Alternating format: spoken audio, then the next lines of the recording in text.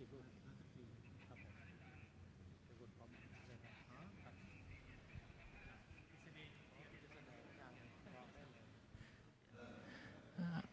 กรูปประนมมือขึ้นครับ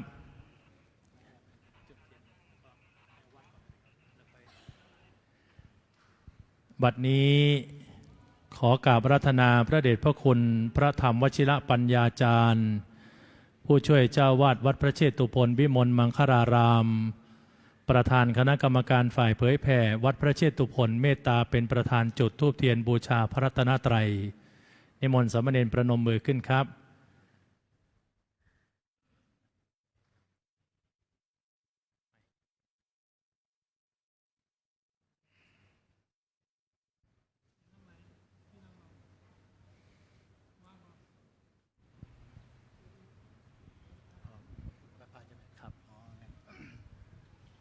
อะระหังสัมมาสัมพุทโธ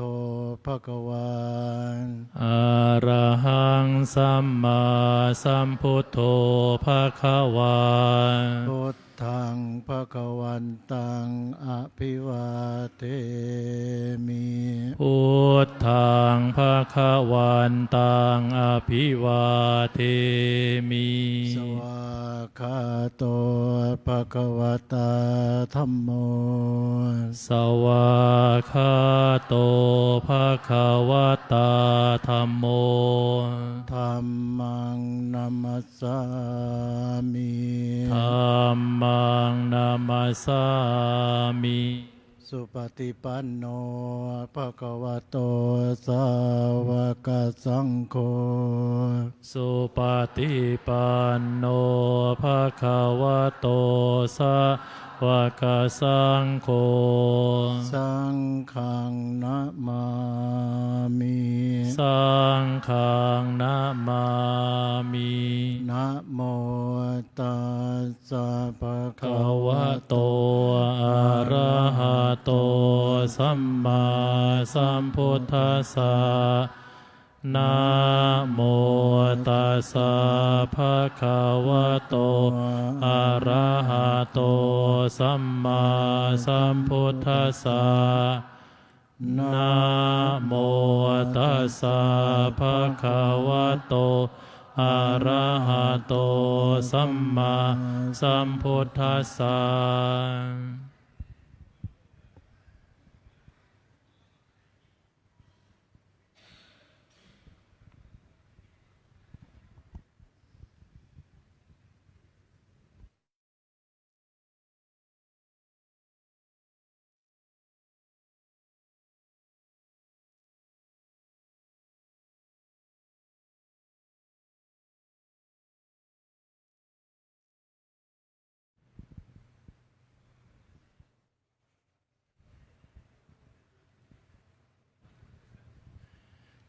โอกาสนี้ขอนิมนต์สามเณรเทพทัตวีรยุทธโกศลเป็นผู้นำสามเณรถวายเครื่องสักการะ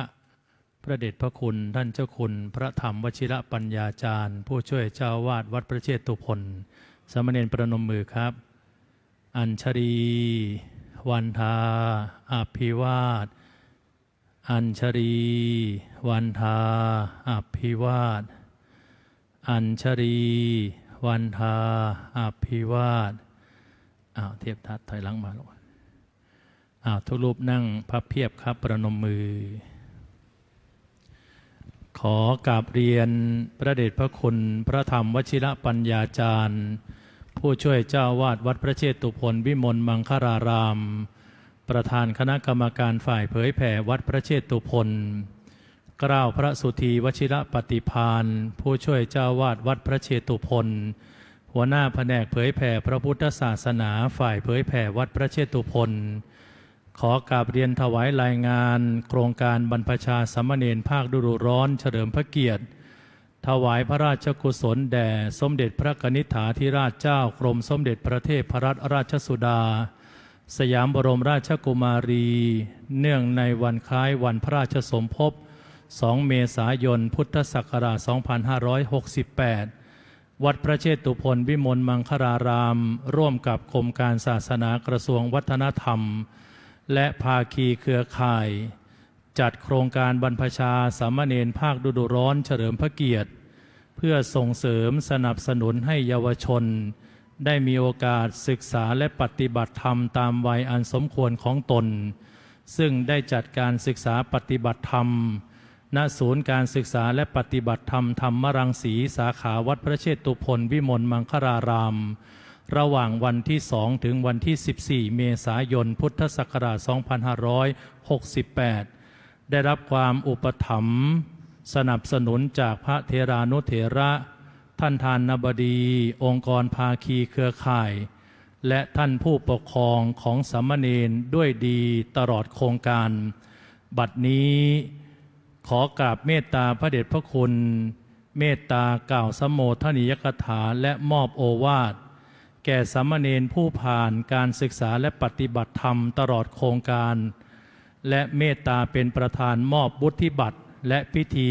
ลาสิกขาเป็นลำดับ ขอกราบอาราธนาด้วยความเคารพอย่างยิ่ง ขอโอกาสท่านเจ้าคุณพระสุธีวชิระปฏิภาณหัวหน้าแผนกพระพุทธศาสนาฝ่ายเผยแพร่พระพุทธศาสนา ซึ่งเป็นประธานบวชสามเณรภาคฤดูร้อน ในโครงการที่วัดพระเชตุพนโดยเจ้าพระคุณสมเด็จพระมหาธีราจารย์เจ้าวาดวัดพระเชตุพนกรรมการมหาเถรสมาคม เจ้าคณะใหญ่หัวเหนือ ได้จัดโครงการถวายเสด็จพระราชกุศลในวันคล้ายวันพระราชสมภพของสมเด็จพระกนิษฐาธิราชเจ้ากรมสมเด็จพระเทพพระรัตนราชสุดาสยา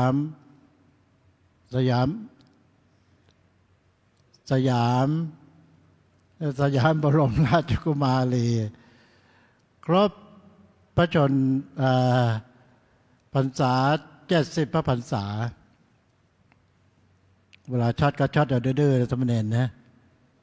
สัญญาดับก็ดับเอาดื้อซึ่งเริ่มบวชเมื่อวันที่ 1 เมษายนต้องขออภัยตามหลักแล้วก็จะต้องมาร่วมแต่เนื่องจากติดศาสนกิจก็ได้มอบให้ท่านเจ้าคุณพระสุธีวชิรปฏิภาณซึ่งท่านมีความเชี่ยวชาญถนัดในการจัดบวชสามเณรภาคฤดูร้อนตั้งแต่วัดยานนาวาอันที่จริงท่านเจ้าคุณก็เป็นผลผลิตของสามเณรภาคฤดูร้อนเหมือนกันที่วัดชัยจุฬาชนะสงครามหรือที่รู้จักกันว่าวัดใต้อำเภอเมืองจังหวัดกาญจนบุรีนี่คือผลผลิตนะอยู่จนกระทั่งเป็นพระราชาคณะเห็นสามเณรน้อยๆก็นึกถึงตัวเองผมเองไม่ใช่ผลผลิตของสามเณรภาคฤดูร้อนถ้าจะกล่าวก็คือบวชเป็นอาชีพเลยว่างั้นเถอะ5 ขวบมาอยู่เป็นลูกศิษย์วัดกับหลวงพี่เป็นเจ้าอาวาส8 ขวบก็เข้าโรงเรียนจบป .4 ต่างจังหวัดเมื่อ50 ปีที่แล้วเนี่ยมันลำบากนะสุพรรณบุรีเนี่ยไม่รู้จะไปเรียนหนังสือที่ไหนญาติโกโหติกาก็ไม่มีก็เลยต้องบวชเรียนเป็นสามเณรเมื่ออายุ11 ขวบจนกระทั่งปัจจุบันนี้ไม่ได้บวชภาคฤดูร้อนบวชจริงๆเนี่ยวันพวกนี้ในวันครอบครัวยังจำแม่นเลยบวชสามเณรเมื่อวันที่16 เมษายน 2515เนี่ยพ่อแม่สามเณรเนี่ยยังไม่เกิดด้วยซ้ำไปนะ บวชมา50 กว่าปีแล้ว ก็บวชเป็นสามเณรมานะเพราะฉะนั้นต้องขออนุโมทนาญาติโยมทุกท่านที่ได้ลูกชาย หลานชายได้มาบวชในพระพุทธศาสนา เมื่อก่อนหน้านี้คุณสมหมายโตแก้วนี่ก็เปลี่ยนหลายชื่อและจำชื่อล่าสุดไม่ได้ คุณสมหมายโตแก้วนี้เป็นศิษย์หน่อหนึ่งของท่านเจ้าคุณ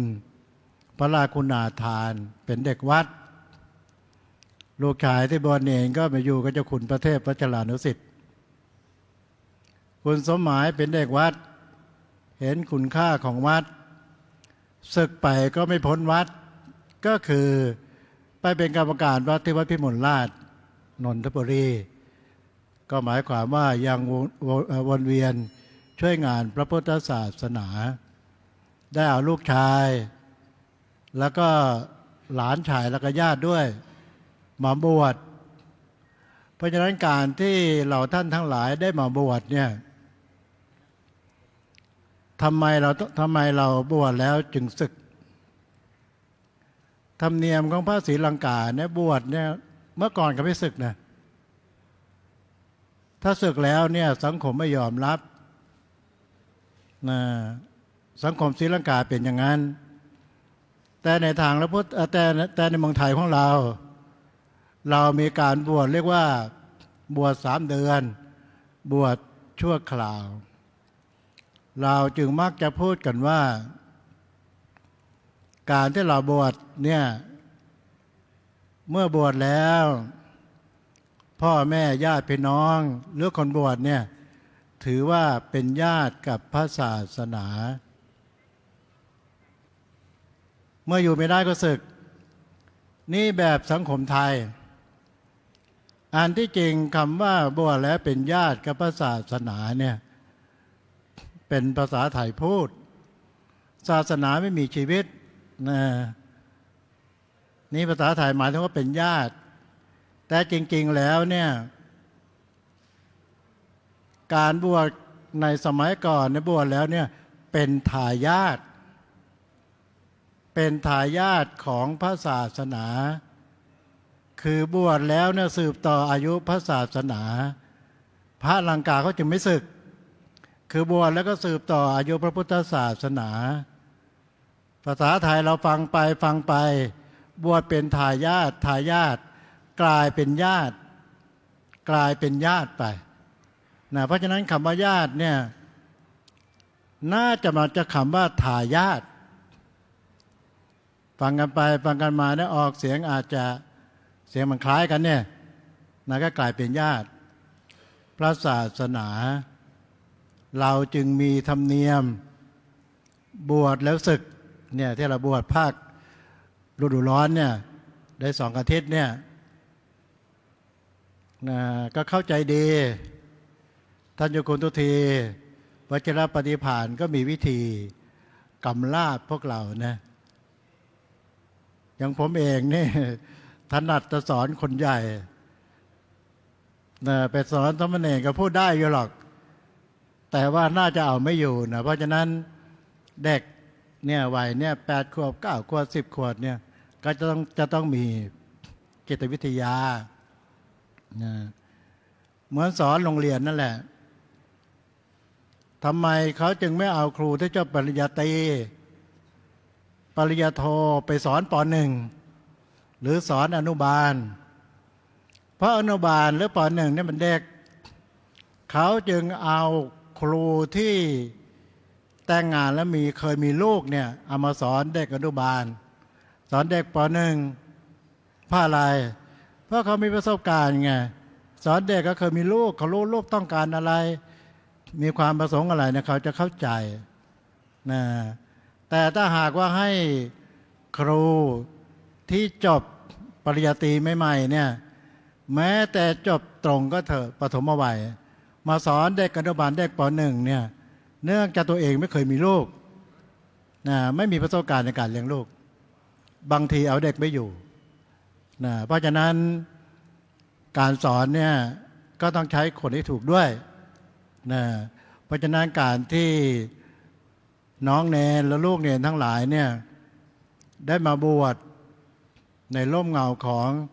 พระพุทธศาสนาก็เข้าใจว่าท่านเจ้าคุณโสธีวชิรปฏิภาณคงอธิบายแล้วว่าบวชแล้วนี่มันได้อะไรนะจะไม่กล่าวซ้ำอีกแต่อยากจะฝากน้องเนรไว้นะทุกรูปไว้ด้วยว่าการที่เราบวชเนี่ยนะเราได้นอกจากความรู้ทางโลกเราได้อยู่แล้วเพราะเราอยู่โลกต่อไปเราจะศึกแล้วอย่างน้อยเนี่ยเราได้วิชาทางธรรมโบราณถ้ายังเปรียบไว้ว่าความรู้ทางโลกเนี่ยมันเปรียบมันกับมีดนะมีดเนี่ยมันฟันอย่างเดียวแต่ความรู้ทางธรรมะเนี่ยที่ครูบาอาจารย์สอนเนี่ยไม่ใช่สอนธรรมดานะน้องเรียนนะสอนให้นั่งสมาธิด้วยเนี่ย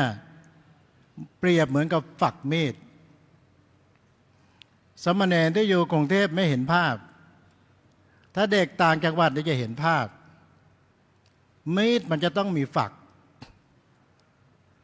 ถ้าไม่มีฝักแล้วเนี่ยมันเหน็บไม่ได้ไปเจาะต้นตาลเพชรบุรีเนี่ยต้นตาลเยอะนะต้นตาลเยอะเคยเห็นฝักมีดไหมโบราณท่านเปรียบไว้ว่าความรู้ของทางโลกที่เราเรียนกันมาเนี่ยเหมือนกับมีดมันคม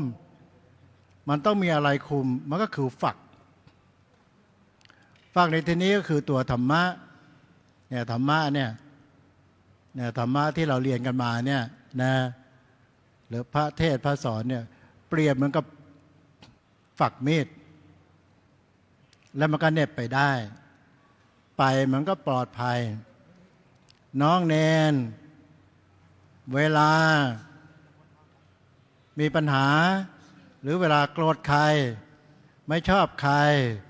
ก็นึกถึงหลวงพ่อวีรพลโอ้ท่านสอนไว้บอกว่าถ้าอารมณ์ไม่ดีแล้วเนี่ยจะระงับยังไงนี่แสดงว่าเรามีฝักมีดคอยคุมเรานึกถึงครูบาอาจารย์โอ้เนี่ยเคยไปบวชที่วัดโพเนี่ยบวชมา15 วันอยู่ที่ศูนย์ธรรมรังสีหลวงพ่อวีรพลหรืออาจารย์วีรพลหลวงน้าหลวงลุงก็สุดแล้วแต่และทีมงานสอนว่าเวลาโกรธขึ้นมาจะระงับยังไงนี่แสดงว่าเรามีฝักเคยได้ยินสำนวนไหมเขาเรียกว่าคมในฝักคมในฝักชักมีดออกมานี่ไม่ใช่ธรรมดาก็หมายความว่าเรามีความรู้ทั้งทางโลกด้วยทางธรรมะด้วยนี่โบราณท่านเปรียบไว้เพราะฉะนั้นน้องเนรทุกรูปถึงจะบวชระยะสั้นเราทั้งหลายก็มีภูมิคุ้มกันหรือวัคซีนคุ้มกันเหมือนกับที่เขามีวัคซีนป้องกันไข้หวัดใหญ่ใช่ไหมเล่าเนี่ยน้องเนรเนี่ยมีพ่อมีแม่มีน้ามาให้กำลังใจที่นั่งเต็มก็ไปนั่งข้างล่างนู้นนะคอยลูกๆกลับสมณเณรมาบวชเนี่ยขออภัยแม่พอเข้าวัดบ้างพ่อบางคนไม่ได้เข้าวัดเลยถ้าไม่เข้าวัดเลยแต่บวชลูกเนี่ยมาบางคนนี่ไปนอนเฝ้าก็มีนะโยมผู้หญิงไม่ค่อยสะดวกอ่ะส่วนใหญ่ก็เป็นโยมผู้ชายไปนอนเฝ้าลูกเป็นเพื่อนลูกเนี่ยสมณเณรนอกจากได้มาบวชแล้วเนี่ยยังพาพ่อโดยเฉพาะพ่อเนี่ยแล้วแม่ด้วยปกติก็แม่เข้าอยู่แล้วยิ่งลูกของบวชยิ่งเป็นห่วงเข้าวัดด้วยนะเพราะฉะนั้นก็ต้องขออนุโมทนาญาติโยมทุกท่านทุกคนแล้วก็โดยเฉพาะท่านเจ้าคุณพระโสธีวชิรปฏิภาณและทีมงานผมไม่เคยไปเยี่ยมเลยก็เลยบอกแต่ต้นละมอบไว้ท่านจัดการเลยนะ ตัวใหญ่ก็จะเปิดกับปิดนั่นแหละแต่ฐานะประธานฝ่ายนะแต่ก็ไม่ได้หมายความว่าไม่รับผิดชอบนะเพราะว่าที่วัดก็เป็นประธานจัดงานสงกรานต์เริ่ม12พวกนี้ก็จะสิ้นสุดแล้วท่านเจ้าคุณก็ไปดูแลเนนที่นี่ผมก็ต้องดูแลนะเพราะฉะนั้นในนามของเจ้าพระคุณสมเด็จพระมหาธีราจารย์เจ้าวาดวัดประเชตุพนกรรมการมหาเถรสมาคมเจ้าคณะใหญ่หนเหนือต้องขอขอบคุณและอนุโมทนาท่านเจ้าคุณพระตุทีวชิรปฏิภาณและทีมงานพร้อมทั้งญาติโยมทุกท่านทุกคนที่เป็นผู้ปกครองที่ได้นำบุตรหลานมาบวชแม้แต่เป็นการชั่วคราวก็ตามอย่างน้อยเด็กเหล่านี้ก็ได้มีวัคซีนในชีวิตมาคุ้มกันอย่างน้อยเขาได้มาเห็นนะวิถีชีวิตของพระเนนว่าบวชแล้วเนี่ยบางคนถ้าบวชแล้วมันสบายแนนบวชแล้วสบายไหมสบายปะเนี่ยอ้าวสบายก็อยู่ต่อสิไม่สบายแล้วอยากจะศึกเพราะอะไรเพราะตอนเย็นนี้ศึกไปแล้วก็จะไปเล่นหมอม่าพอรับศีล 5ไปรับศีล 8นี่ใช่ไหมเล่าเพราะฉะนั้นบวชแล้วพวกบอกว่าบวชสบายถ้าบวชสบายเนี่ยก็อยากจะศึกแต่ทำไมไม่บวชล่ะใช่ไหมเล่านะเพราะฉะนั้นบวชเนี่ยไม่ว่าอาชีพอะไรนะในโลกเนี่ยมันไม่มีอะไรสบายหรอกนะสมณเณรนะมันมีทั้งสุขแล้วก็มีทั้งทุกข์เหมือนกันหมดแม้แต่ชีวิตนักบวชก็มีสุขมีทุกข์เหมือนกันเนี่ยจะสงสัยบวชสบายจะตายไปยังมีทุกข์ด้วยเลยอธิบายไม่ได้เพราะอะไรบวชแล้วจึงจะอธิบายได้เหมือนกับโยมนั่นแหละมีครอบครัวอธิบายยังไงผมก็ไม่เข้าใจหรอกเพราะผมไม่เคยมีครอบครัวมีลูกลำบากทำงานลำบากเนี่ยเราฟังเราเข้าใจแต่เราไม่มีทางทราบซึ้งแต่ถ้าบอกว่าบวชสบายโอเคสบายทุกข์บวชมันยังทุกข์อยู่เลยอธิบายยังไงโยมก็ไม่เข้าใจหรอกเพราะโยมไม่เคยบวชเข้าใจไหมล่ะเนรน่าจะรู้แล้วนี่ขนาด15 วันนะแหมภาวนาเมื่อไหร่จะครบวันที่15สักทีอยากจะศึกไปโดดน้ำจะศึกไปเล่นมาม่ายำๆซะแล้วจะไม่เล่าอย่างนี้เป็นต้นนะเพราะฉะนั้นก็เราได้มีภูมิคุ้มกันสิ่งหนึ่งซึ่งเห็นได้ชัดเลยนะสังเกตเนี่ยนะคืออะไรได้อบรมนั่งสมาธิกรรมฐานนี่ให้นั่งเองไม่มีทางหรอกแต่วันนี้ไม่ได้ที่มีวิปัสสนาจารย์คุมไม่ได้ต้องเรียบร้อยนะอย่างน้อยก็เป็นสิ่งเรียกว่าอนุสรณ์ชีวิตเราเพราะอะไรเนนเรามาบวชเนี่ยอบใช่ไหม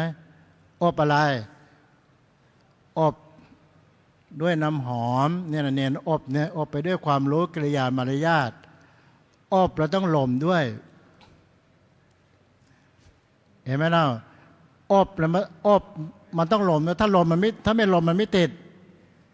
ในภาษาไทยนะเนนนะเนนอบเนี่ยอบมารยาทอบทุกสิ่งทุกอย่างเนนต้องหล่มไปด้วยอบอย่างเดียวแป๊บเดียวมันก็หายแล้วมันต้องลมนะมันจึงจะติดนะลมควันนะเนนไปอบควันสิถ้าเนนไม่ลมนะอบแป๊บเดียวนะควันมันก็หายแล้วมันต้องลมนะกลิ่นอะไรก็ตามมันจะติดนี่ก็เหมือนกันนะเรามาอบ15 วันลมไปด้วยความรู้เราก็จะติดเข้าไปก็ขออนุโมทนาทุกรูปทุกท่านทุกคนในท้ายที่สุดนี้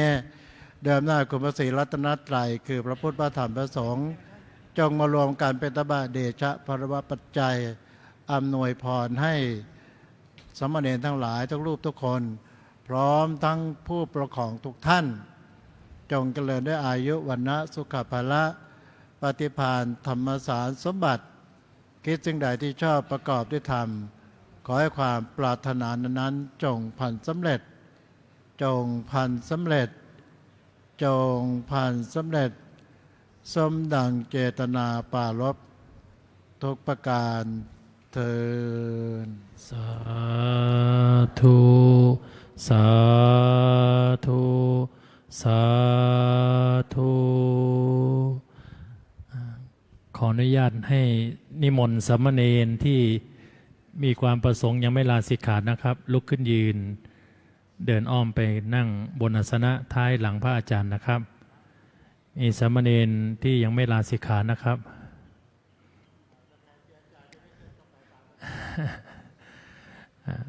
เดี๋ยวจะรับบุธิบัตรแล้วก็ทุนการศึกษาภายหลังนะครับนิมนต์ขึ้นไปนั่งท้ายอาสงนะครับ เก็บมือ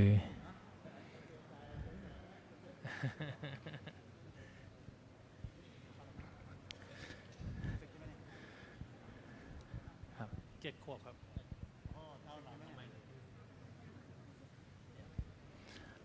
ทุกรูปเตรียมนะครับ เดี๋ยวจะได้ประกอบพิธีลาสิกขานิมนต์ทุกรูปคุกเข่าขึ้นครับกราบก่อนนะคว่ำหนังสือไว้ก่อนเตรียมอัญชลีวันทาอภิวาทพุทโธเมนาโถอัญชลีวันทาอภิวาทธัมโมเมนาโถอัญชลีวันทาอภิวาทสังโฆเมนาโถประนมมือขึ้นนะครับพี่เนนเทพทัตจะเป็นผู้นำนะทุกรูปประนมมือหลับตาเปล่งวาจาตั้งนะโม3จบพร้อมๆกันนะครับสามเณรที่ไม่ลาสิกขานั่งพระเพียบนะอยู่บนอาสงนั่งพระเพียบให้เรียบร้อยลูกทุกรูปประนมมือครับรูปที่จะลาสิกขาประนมมือขึ้นกล่าวนะโม3จบพร้อมๆกันครับนะโมตัสสะภะคะวะโตสัมพุทธัสสะสัมพุทธัสสะนะโมตัสสะภะคะวะโตอะระหะโตสัมมาสัมพุทธัสสะนะโมตัสสะภะคะวะโตอะระหะโตสัมมาสัมพุทธัสสะสิกขังสิกขังค่ะปัจจขามิทิหิติมังทาเลทะสิกขังปัจจขามิทิหิติมังทาเลทะสิกขังปัจจขามิคิหิติมังทาเลทะข้าพเจ้าลาสิกขาท่านทั้งหลายจงจำข้าพเจ้าไว้ว่าเป็นคฤหัสถ์ข้าพเจ้าลาสิกขาท่านทั้งหลายจงจำข้าพเจ้าไว้ว่าเป็นคฤหัสถ์ข้าพเจ้าลาสิกขาท่านทั้งหลายจงจำข้าพเจ้าไว้ว่าเป็นคฤหัสถ์อัญชลีวันทาอภิวาทพุทโธเมนาโถอัญชลีวันทาอภิวาทธัมโมเมนาโถอัญชลีวันทาอภิวาทสังโฆเมนาโถประนมมือไว้ลูก สามเณรทุกรูปไม่มีใครบังคับให้ศึกนะต่อพร้อมกันต่อพร้อมๆกันไม่มีใครบังคับให้ศึก เต็มใจศึกใช่ไหมก็ครับสิเต็มใจศึกมาครับต้องว่าอย่างนั้นเดี๋ยวไม่ศึกให้เลยขอให้ประสงค์ทุกรูปและญาติโยมไม่ต้องและญาติโยมทั้งหลายนะครับอันนี้จงจำจงทราบจงรับทราบว่าสามเณรทั้งหลายเหล่านี้ไม่สามารถจะบวชเป็นสามเณรต่อไปได้เนื่องจากว่าติดภารกิจจึงจำเป็นจะต้องลาพระพุทธพระธรรมพระสงฆ์เพื่อเป็นคฤหัสถ์สืบต่อไปชยันโตโพ โพธิยาโมเรสักยานานันทิวัน โนเอวังตะวังวิจโยโหหิจยาสุชยังภะเลอัปปลาจิตตปาลังเทสิเสปะทะวิปุกทะเล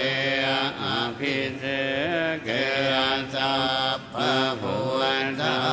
นังอัตถะปันโตปะโมอันติสุนัขขัตตังสุมังพลังสุปะปะตังสุหุตติตังสุขันโนสุมาหุนโตจะสุยิตถังหัมมจาริสุปะทักขินังกายกรรมังวาจากรรมังปะทักขินังปะทักขินังมโนกรรมังปะนิเตเตปะทักขินาปะทักขินานิกัตตวานาลาภันตานเทปะทักขิเนชยันโตโพธิยาโมเตสักยานังนันทิวันนันโนเอวังทวังเอชโยโหหิชยาสุชยมังภะเลอัปปะลายกิตาปันลังเกสิเสปะทะวิปุกะเรอภิเสเกสัพพะพุทธานังอัตถะปันโตปะโมอันติสุนัขขัตตังสุมังพลังสุปะปะตังสุหุตติตังสุขันโนสุหุนโตจะสุยิต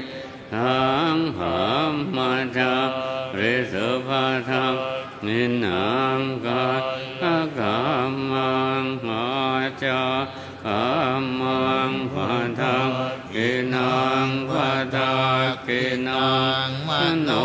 กรรมังปะนิเตเตปะทังกินาปะทังกินานิกัตถวานาลาภันตานเทปะทักขิเนชยันโตโพธิยาโมเลสักยานังนันทิวันธโนเอวังตะวังหิจโยโหหิจยันสุชยมังภะเลอัปปะลายกิตาปันลังเกสิเสปะทะวิปุกะเรอภิเสเกสัพพะพุทธานังอัตถะปันโตปะโมอันติสุนัขขัตตังสุมังพลังสุปะปะตังสุหุตติตังสุขันโนสุหุนโตจะสุยิตถังหัมมจาริสุภะทักขิ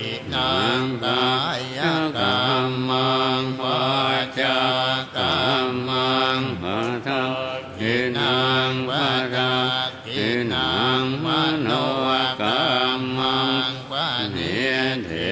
เตปัฏฐกินาปัฏฐกินานิขัตตวานาลปันนนเทปัฏฐกินเนสัพเพพุทธาปะปัตตาปัจเจกานันจะยังพลังอรหันตานันจะเทนัลลาคังวันทามิสัพพะโสสัพเพพุทธาปะปัตตาปัจเจกานันจะยังพลังอรหันตานันจะเตนาลาคังพันธามิสัพพะโสสัพเพพุทธาภลัปันธาปันเทกานันจะยังพลังอรหันตานันจะเตนาลาคังพันธามิสัพพะโส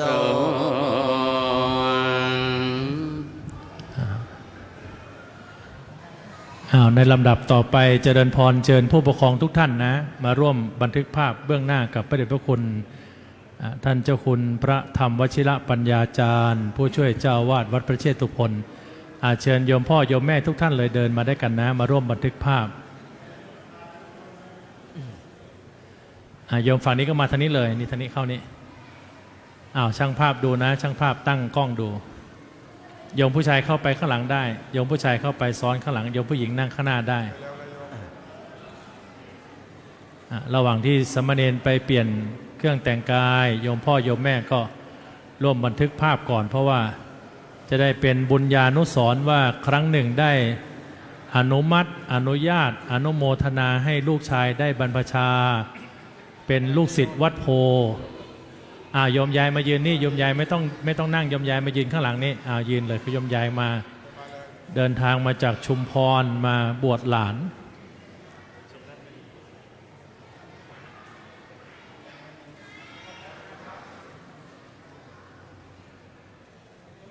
ญาติโยมนั่นแหละโยมยายยืนได้โยมยายยืนเอา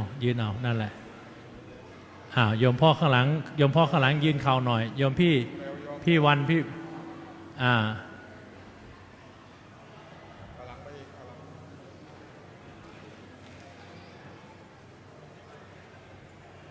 เชิญญาติโยมทุกท่านเลยโยมพ่อโยมแม่มา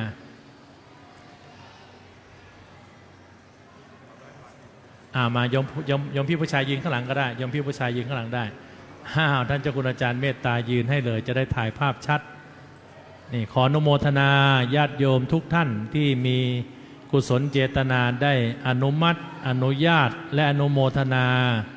ให้กุลบุตรลูกชายหลานชายได้มาบรรพชาเป็นสามเณรที่วัดพระเชตุพนเชิญจ่าคุณครูจากโรงเรียนพระตำหนักสวนกุหลาบเชิญจ่าปีนี้โรงเรียนพระตำหนักสวนกุหลาบมีเยาวชนร่วมบรรพชาเกือบ30รูปนะถือว่าเป็นโรงเรียนที่ได้ส่งเสริมสนับสนุนให้เยาวชนได้มีโอกาสศึกษาปฏิบัติธรรมในช่วงปิดเรียนภาคฤดูร้อนเชิญจ่า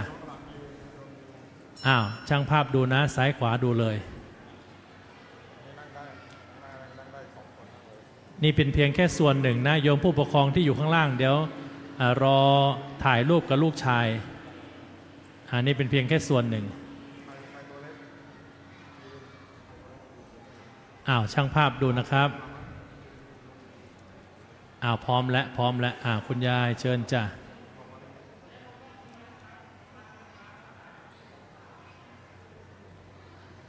ในนามคณะสงฆ์วัดพระเชตุพนต้องขออนุโมทนา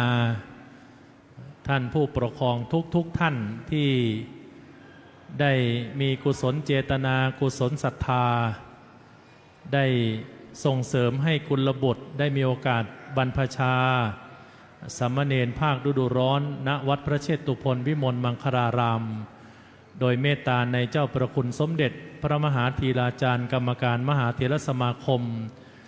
เจ้าอาวาสวัดพระเชตุพนวิมลมังคลารามเจ้าคณะใหญ่หนเหนือ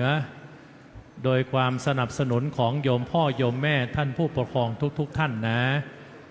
บันทึกภาพเสร็จแล้วก็เชิญญาติโยมได้นั่งที่เดิมนะเดี๋ยวสักพักหนึ่งเมื่อสามเณรขึ้นมาสมาทานเบญจศีลแล้วจะได้มอบวุฒิบัตรและก็มอบทุนการศึกษาสำหรับสามเณรอีกครั้งหนึ่งนะครับ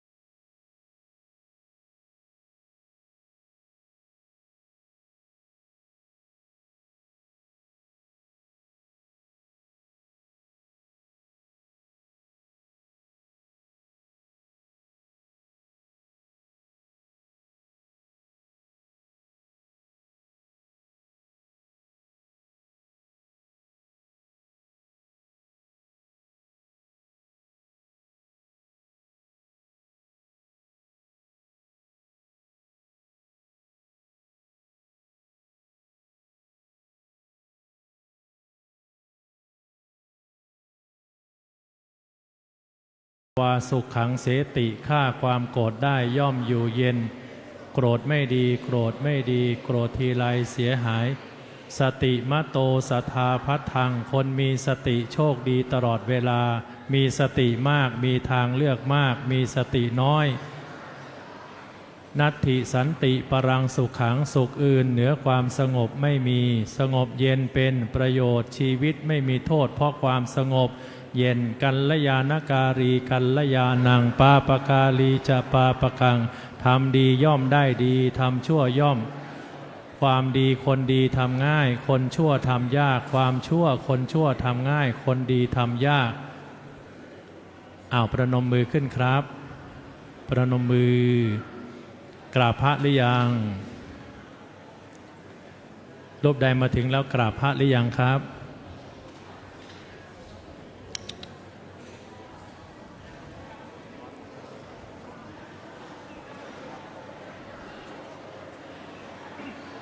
ทุกคนประนมมือสะอาดสะอาดสะอาดสว่าง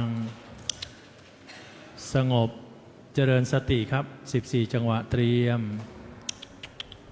1 2 3 4 5 6 7 8 9 10 11 12 13 14 1 2 3 4 5 6 7 8 9 10 11 12 13 14 1 2 3 4 5 6 7 8 9 10 11 12 13 14 1 2 3 4 5 6 7 8 9 10 11 12 13 14นิมนต์คุกเข่าขึ้นครับ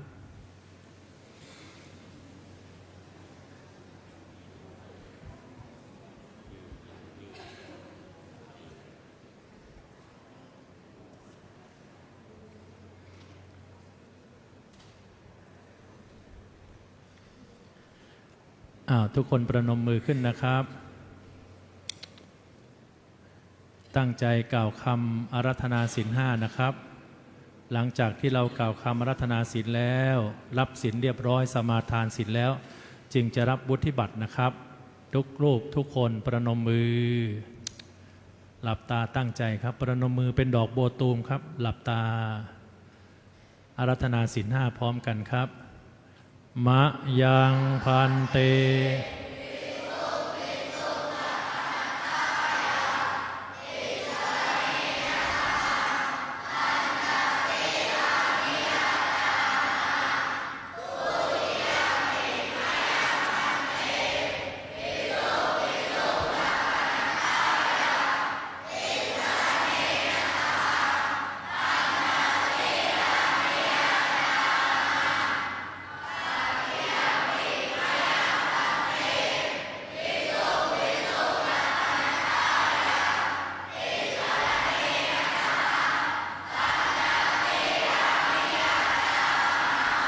นั่งพับเพียบประนมมือครับตั้งใจประนมมือนะโมตัสสะภะคะวะโตอะระหะโตสัมมาสัมพุทธัสสะนะโมตัสสะภะคะวะโตอะระหะโตสัมมาสัมพุทธัสสะนะโมตัสสะภะคะวะโตอะระหะโตสัมมาสัมพุทธัสสะนะโมตัสสะภะคะวะโตอะระหะโตสัมมาสัมพุทธัสสะนะโมตัสสะภะคะวะโตอะระหะโตสัมมาสัมพุทธัสสะนะโมตัสสะภะคะวะโตอะระหะโตสัมมาสัมพุทธัสสะพุทธังสรณังคัจฉามิธ ธัมมังสรณังคัจฉามิสังฆังสรณังคัจฉามิทุติยัมปิพุทธังสรณังคัจฉามิทุติยัมปิธัมมังสรณังคัจฉามิทุติยัมปิสังฆังสรณังคัจฉามิตาติยัมปิพุทธังสรณังคัจฉามิตาติยัมปิธัมมังสรณังคัจฉามิ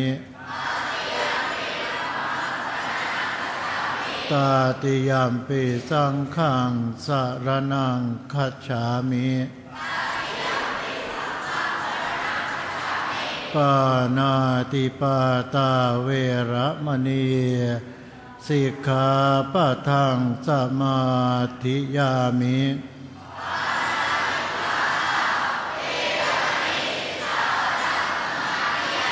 อาทินนาทานาเวระมณีสิกขาปะทังสมาธิยามิ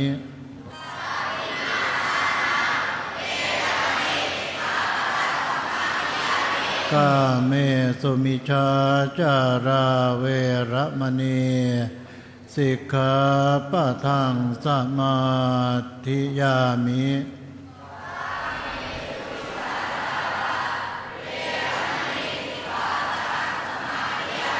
มุสาวาทาเวระมณีสิกขาปะทังสมาธิยามิ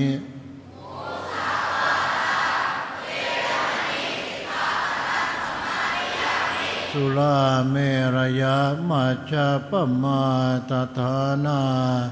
เวระมณีสิกขาปะทังสมาธิยามิ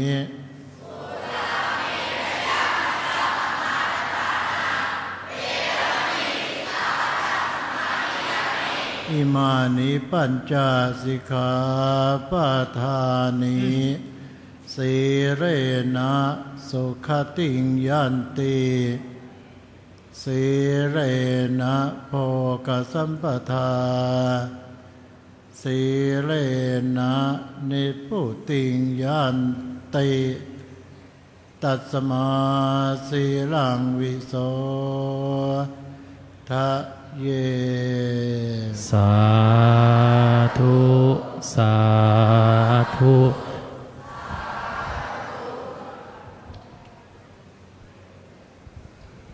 อ้าวทุกรูปเตรียมนะครับเดี๋ยวจะรับวุฒิบัตรนะครับตอนนี้ใครที่นั่งหลังค่อมนะครับตั้งหลังให้ตรงเพราะว่าเราเป็นเยาวชนคนของชาติแล้วเตรียมนั่งพับเพียบครับเตรียมสะอาดสะอาดสะอาดสว่างสงบแถวที่หนึ่งครับคุกเข่ากราบพระครับเตรียม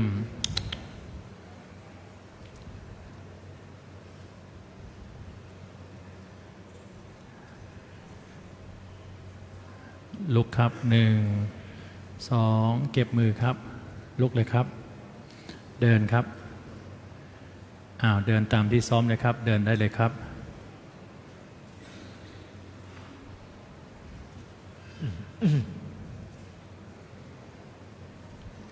ทิยันโต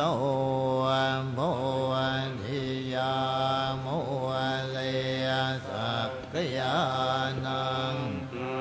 ทิวัฒโนเอวังตวังวิทโยโหหิทยาสุจยมังภะเลอภะลายทิตาภะลังเกสีเส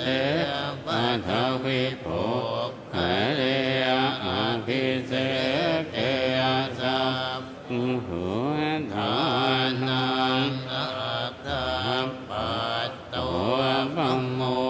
ทัเทสุนักขัตตังสุมังพลังสุภะหัตตังสุหุตจิตังสุขันโนหันตัวจะสุยิตังสัมมาจาริสุปะทักขินังกายกรรมังวาจากรรมังปะทักขินังปะทักขินังมโนกรรมังปณิเทเตวะทักขินาปะทักขินานิกัตตวานาภันเทปะทักขิเนชยันโตโพ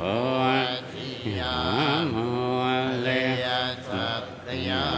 นังนันวิวัตทันโนเอวังตวังวิเทโยโหหิทยัตสุเทยมังทะเลอะภะลาหิตาภาลังเตสิเสปัทธวิภุทะเลอะภิเสกสัพพะเหือนทานังอัคคัปปัตโตปัมโมทันเทสุนักขัตตังสุมังพลังสุภะหัตตังสุหุตจิตังสุขันโนสุมาหุนโตจะสุยิตังสัมมาจาริสุปะทักขินังกายกรรมังวาจากรรมังปะทักขินังปะทักขินังมโนกรรมังปณิเทเตปะทักขินาปะทักขินานิกัตตวาพันตัดเทปะทักขิเนชยันโตโพธิยามโหเลสักยานังนันเทวทันโนวังดวังนิจโยโหหิจยัตสุเทยมังทะเลอะภะลาหิตาภาลังเกสิเส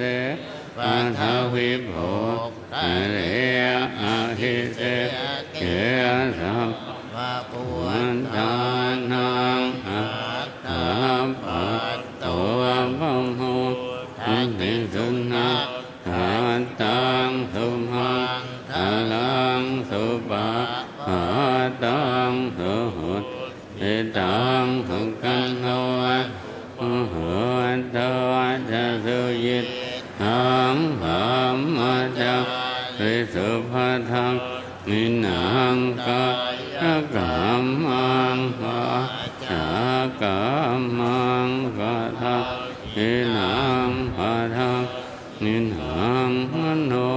กรรมังปณิเทเตปะทักขินาปะทักขินานิกัตตวาพันตัดเทปะทักขิเนชยันโตโพธิยามโหเลยันนังหันติวัดดันโนวังหิเทโยวังโมหิเทยะสุเทยมังคะเลอะภะลังจะภะลังเกมปัญหาวิภุทะเลอะภิเสกสัพพะเหือนทานังอัคคัปปัตโตปัมโมทันเทสุนักขัตตังสุมังพลังสุภะ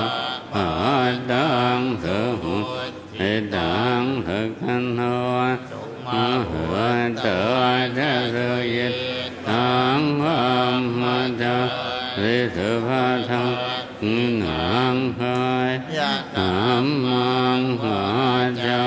อัมมังหาทังนังหาดาหินังมโนอัมมังเนเดเตปะทานาปะทังกินาเนตวานลาภาอาเท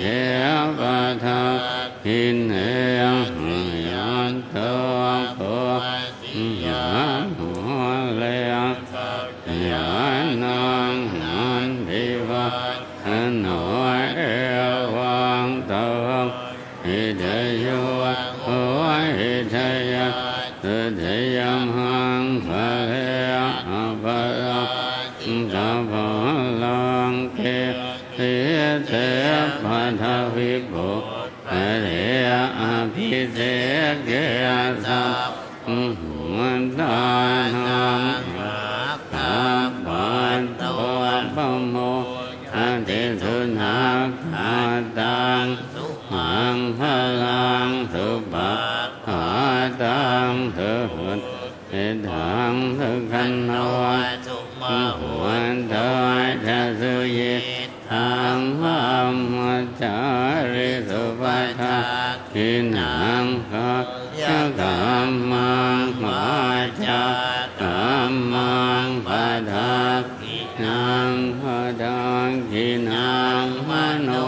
กัมมังปณิเตเตปะทังกินาปะทังกินานิกะทวานาวันตาเต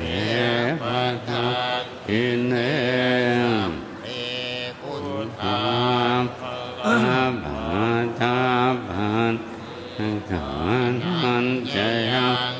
หังอาหังหันหันเจเดเอนาลักขังพันธามิสัพพะโตเวพุทธาภะหังปัญจปัจเจกานันเจยังพะหังอาหันทานันเจเดเอนาลักขังพันธามิสัพพะโต ทุกคนประนมมือเปลี่ยนความร้ายเป็นความเปลี่ยนความตระหนี่เป็นเสียสละเปลี่ยนโลภะเป็นรู้จักเปลี่ยนโกรธเป็นเมต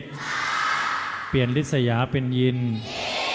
เปลี่ยนอ่อนแอเป็นอ่อนเปลี่ยนแข็งกระด้างเป็นแข็งเปลี่ยนก้าวร้าวเป็นก้าวเปลี่ยนท่านั่งเป็นพับเพียบนะตั้งใจรับพรนะครับ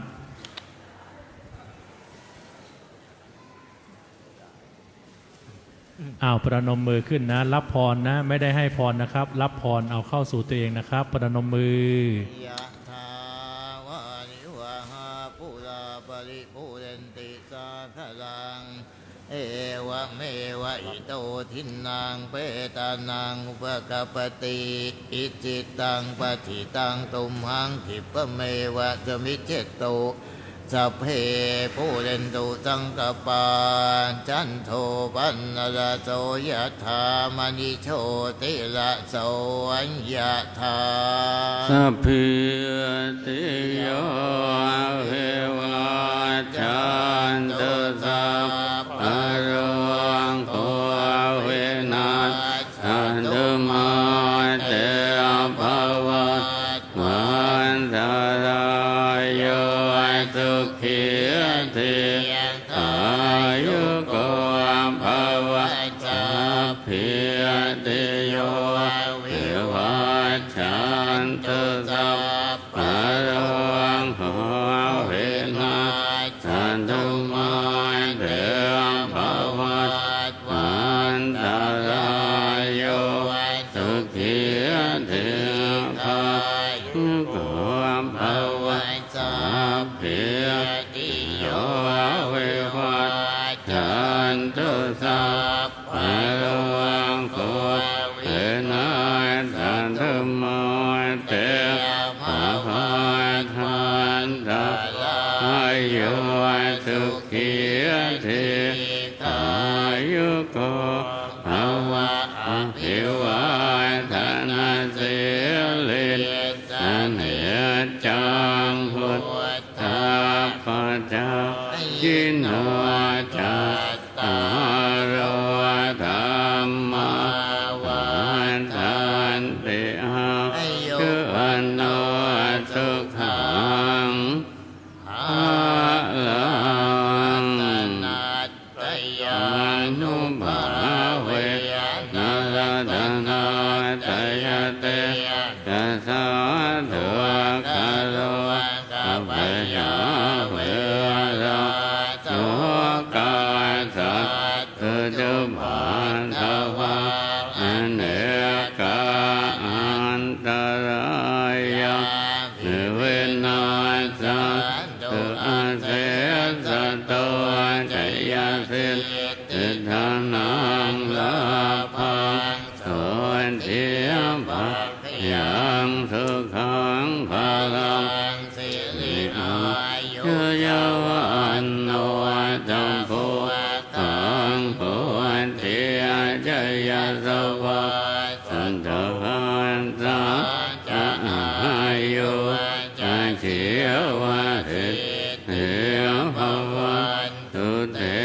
ภวะตุสัพนัมหังภะลังลักขันตุสัพพเทวตาสัพพะพุทธานุภาเวนะสัทธาโสเทียภวันตุเตภวะตุสัพพะมังภะลังลักขันตุสัพพะเทวตาสัพพะธรรมานุภาเวนะสัทธาโสเทียภวันตุเตภวะตุสัพพะมังภะลังลักขันตุสัพพะเทวตาสัพพะสังฆานุภาเวนะสัทธาโสทิภวันตุเต สาธุสาธุสาธุอนุโมคุกเข่าขึ้นครับกราบลาพระรัตนตรัยพร้อมกันนะครับ น้อมกายบูชาพระสักการะพระพุทธองค์พระธรรมและพระสงฆ์ขอจงทำแต่ความดีน้อมวาจาบูชาพระสักการะพระพุทธองค์พระธรรมและพระสงฆ์ขอจงพูดแต่สิ่งดีน้อมใจบูชาพระสักการะพระพุทธองค์พระธรรมและพระสงฆ์ขอจงคิดแต่สิ่งดีอะระหังสัมมาสัมพุทโธภควาพุทธังภควันตังอภิวาเท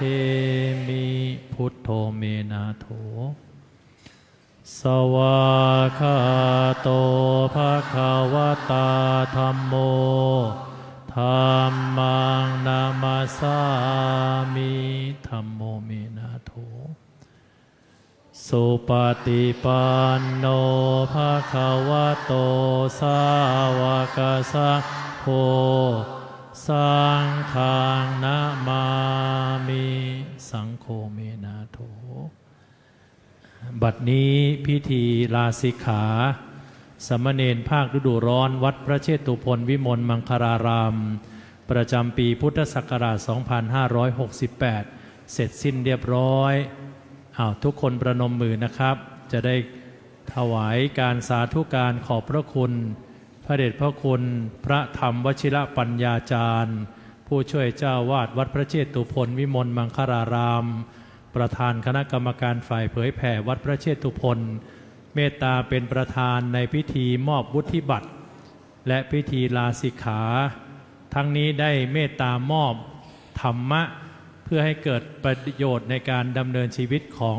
บัณฑิตในฐานะลูกศิษย์วัดโพทุกคนนะครับ อ้าวทุกคนประนมมือสาธุการ3 ครั้ง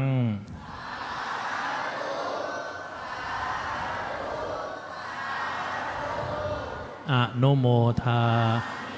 คุกเข่ากราบพระเดชพระคุณพร้อมกันครับอัญชลีวันทาอภิวาทอัญชลีวันทาอภิวาทอัญชลีวันทาอภิวาท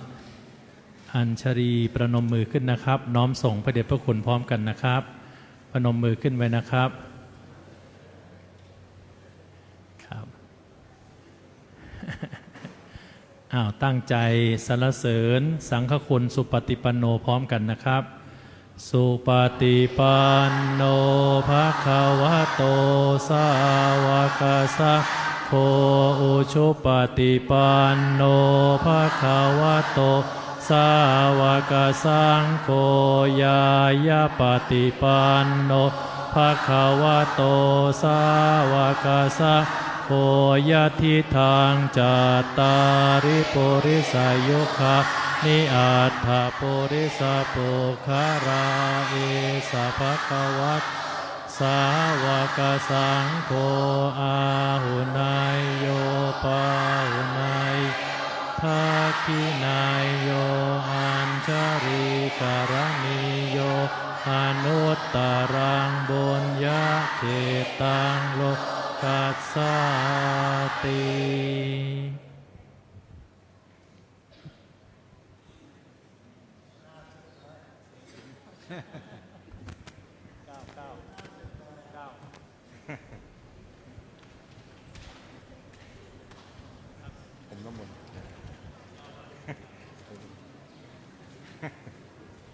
อ้าวนั่งพับเพียบนะเดี๋ยวหลวงปู่พระครูอาคมสุนทรผู้ช่วยเจ้าวาดวัดพระเชตุพนจะลุกขึ้นยืนถือขันเมตตา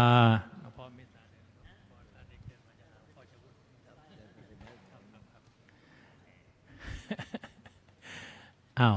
ประนมมือนะรับน้ำพระพุทธมนต์จากหลวงปู่พระครูอาคมสุนทรผู้ช่วยเจ้าวาดวัดพระเชตุพนวิมลมังคาราราม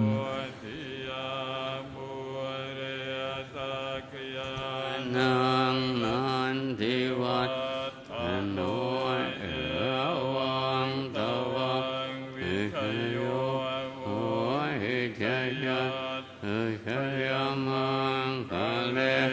อะภรอยกิตาปัลลังเกเสเสปัทวิปุเออภิเสเกสัพพุทธานังอ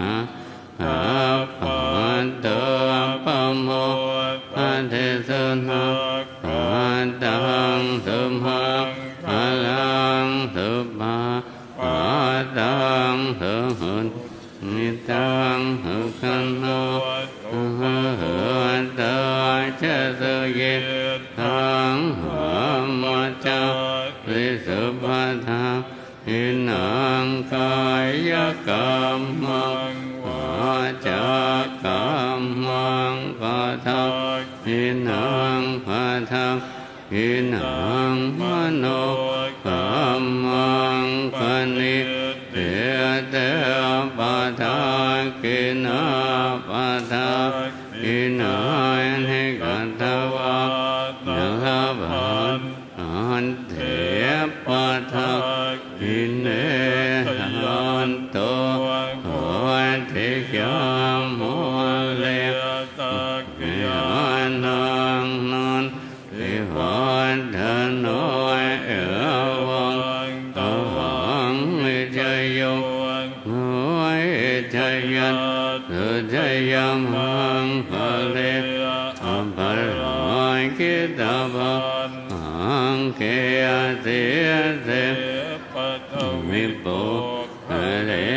อภิเสเกสัมพุทธานังอากาปัตโตอโมอันเทสุนักปัตตังสุมังพลังสุภา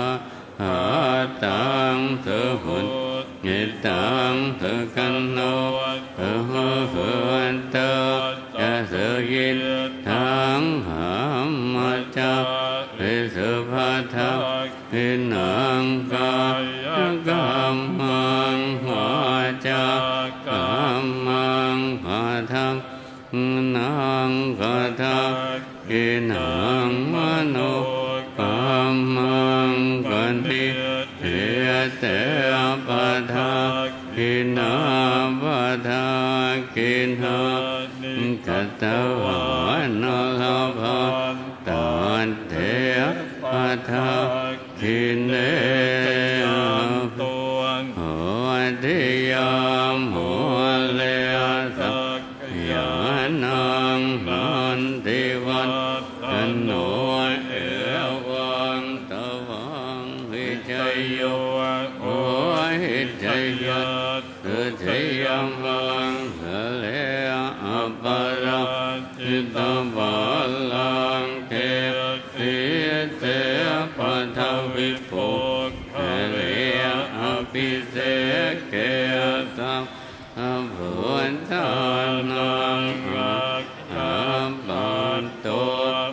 พุทธันติสุนักขันตังสุมังคลังสุปะหาตังสุหุติตังสุขันโนมหุนเต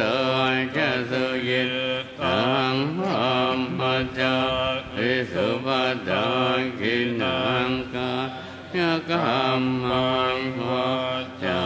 กรรมังกทักขินังปะทากินังมโนกรรมังกนิเทเตปะทากินาปะทากินาเนกทวะ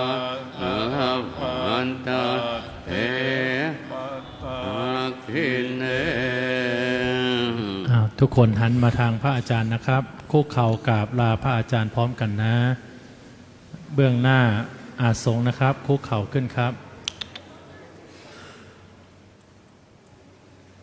ประนมมือตั้งใจนะจะได้ขอขมาพระอาจารย์ได้กราบขอบพระคุณพระอาจารย์นะครับประนมมือขึ้นกล่าวนะโม3จบพร้อมๆกันครับนะโมตัสสะ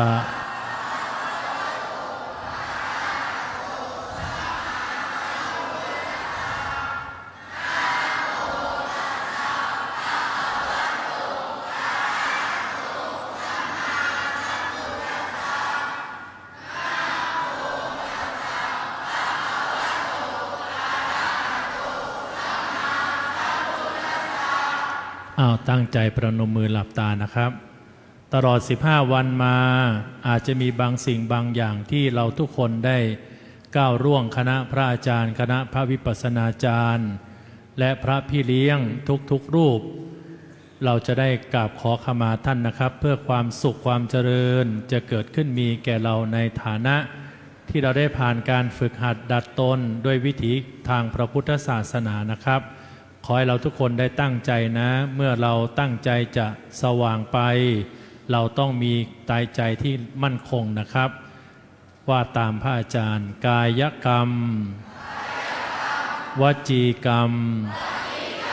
มโนกรรมกรรมทั้ง3ที่ข้าพเจ้าได้กระทำต่อหน้าก็ดีรับหลังก็ดีเจตนาก็ดีไม่เจตนาก็ดีขอคณะพระอาจารย์ได้โปรดอโหสิกรรมให้กับข้าพเจ้าขอความสุขความเจริญความสำเร็จจงเกิดขึ้นมีแก่ข้าพเจ้าด้วยกุศลเจตนาและความตั้งใจที่ดีนี้ขอให้ข้าพเจ้ามีสติปัญญาฉ เฉลียวฉลาด ตั้งใจศึกษาเล่าเรียน และไม่ประมาทในการดำเนินชีวิต ด้วยกุศลบุญทั้งหลายอย่างข้าพเจ้า และครอบครัวของข้าพเจ้า เจริญรุ่งเรือง ร่มเย็นเป็นสุข ภายใต้ร่มบารมีธรรม แห่งสถาบันชาติ สถาบันพระพุทธศาสนา และสถาบันพระมหากษัตริย์ บุญใดล้ำพรใดเลิศ สิ่งใดประเสริฐ ขอจงเกิดขึ้นมี แก่ข้าพเจ้า และครอบครัวของข้าพเจ้า ตลอดกาลละนานเทอญ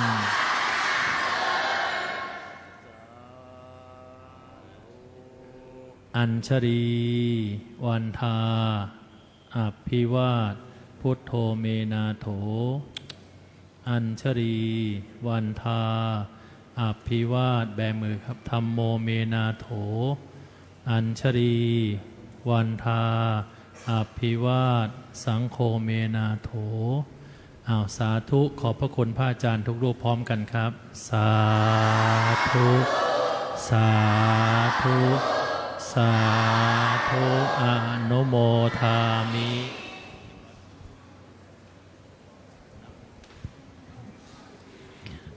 ทุกคนหันมาหาพระอาจารย์ครับเดี๋ยวจะได้เชิญคุณพ่อคุณแม่นะมารับลูกชายลูกสาวลูกชายอย่างเดียวนะลูกสาวไม่มีบางคนครับบางคนจะมีลูกสาวด้วยปีหน้าไม่แน่อาจจะบวชลูกสาวด้วยนะศิลจารินีหินมานี่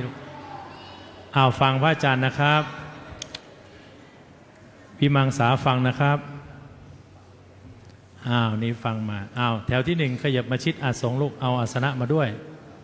เดี๋ยวจะให้คุณแม่มานั่งด้วยนะครับ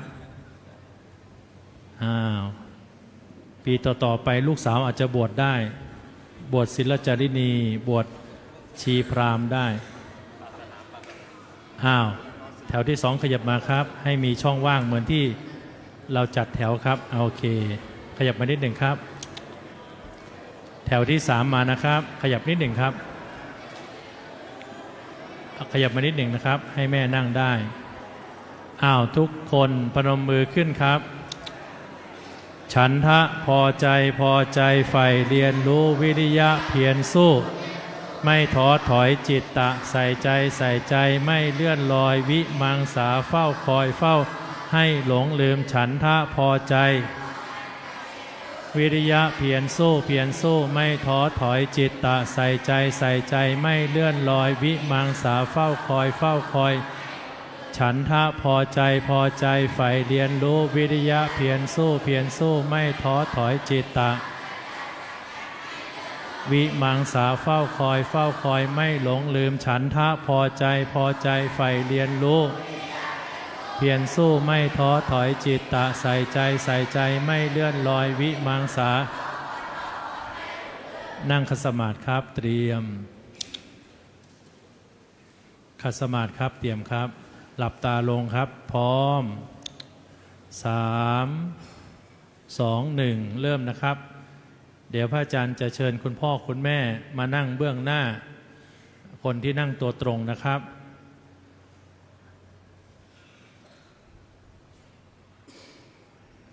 เตรียมนะนั่งตัวตรงนะครับเตรียมให้ดี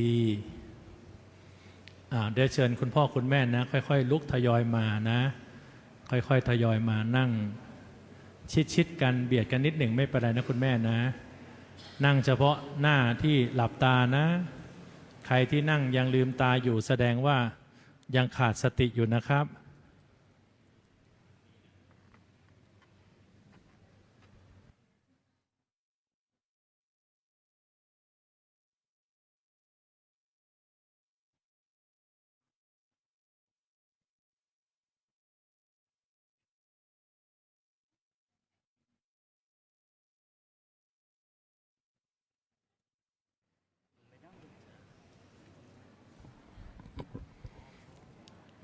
นั่งใกล้ๆกันนะโยมนะ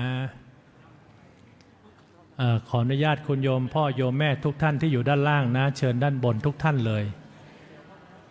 คุณแม่นั่งคัดสมาธิเลยก็ได้นั่งก่อนเนาะรอก่อนแป๊บหนึ่งหินกับดินลุกไปหากันลุกใครที่เป็นพี่น้องกันลุกไปหากันนะลุกไปหากันใครที่ครอบครัวเดียวกันลุกไปหากันหินกับดินมาข้างหน้านี้ลูกมาอย่าแม่มาข้างหน้านี้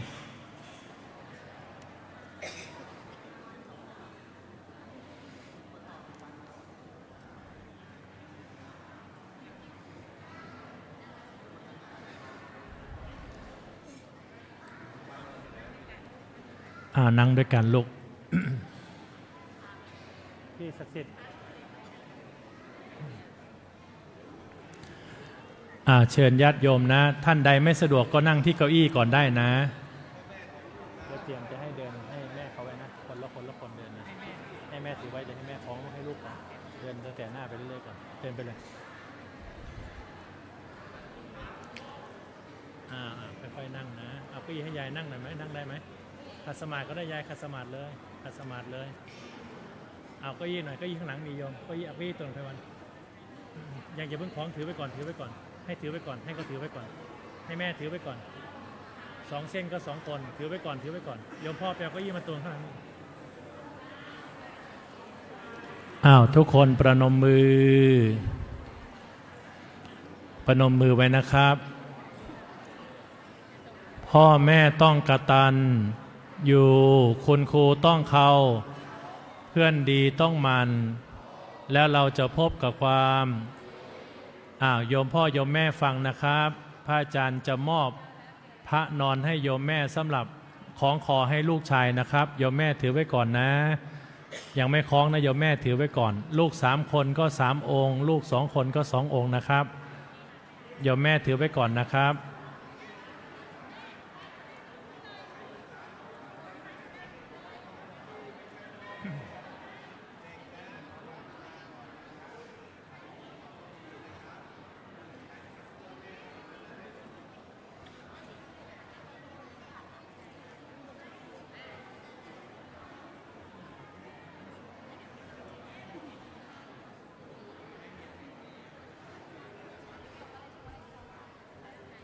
ให้คล้องโยมเดี๋ยวแป๊บหนึ่งนะรอแป๊บหนึ่งจ้ะ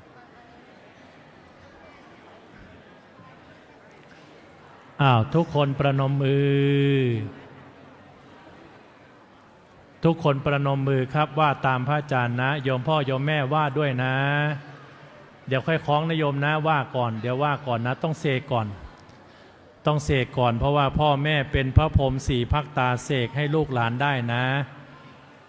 โยมพ่อโยมแม่ประนมมือด้วยนะลูกนาคสามเณรทุกคนทิศทุกคนประนมมือชอนนั่งลงครับชอนนั่งลงครับพ่อแม่เป็นพระพรหม4 ภักตารักษาลูกครอบครัวใดว่าเสียงดังขอให้ร่ำรวยสุขภาพดีนะพ่อแม่เป็นพระพรหม4 ภักตารักษาลูกสอนรู้ถูกรู้ผิดอาจารย์ใหญ่เป็นพระอรหันต์ทองคำผ่องอำไพเป็นผู้ให้ใจเจือจุนพ่อแม่เป็นพระพรหม4 ภักตารักษาลูกสอนรู้ถูกรู้ผิดอาจารย์ใหญ่เป็นพระอรหันต์ทองคำผ่องอำไพเป็นผู้ให้ใจเจือจุนพ่อแม่เป็นพระพรหม4 ภักตารักษาลูกสอนรู้ถูกรู้ผิดอาจารย์ใหญ่เป็นพระอรหันต์ทองคำผ่องอำไพเป็นผู้ให้ใจเจือจุน พ่อแม่เป็นพระพรหมสี่ภาคตารักษาลูกสอนรู้ถูกรู้ผิดอาจารย์ใหญ่เป็นพระอรหันต์ทองคำผ่องอัมภัยเป็นผู้ให้ใจเจือจุนคุณพ่อคุณแม่ท่านใดยังไม่ได้พระนอนยกมือขึ้นนะเดี๋ยวจะเดินมาให้นะพระอาจารย์เดินมาทางนี้2 รูปนะแยกกันมาหน่อยส่งกันมานะยอมยกมือไว้แป๊บหนึ่งนะเดี๋ยวพระอาจารย์ท่านจะเดินมาพระพุทธสายญาติองค์ที่อยู่ในมือของโยมนี้มีอายุ35 ปีนะตั้งแต่ปีพุทธศักราช2533พระอาจารย์ได้เลี่ยมให้อย่างดีเลยเพราะว่าอีก20 ปีเยาวชนเหล่านี้เขาโตพอดีพระรุ่นนี้ก็จะดังพอดีพอถึงวันนั้นพระองค์นี้ก็จะมีอายุ55 ปีพอดี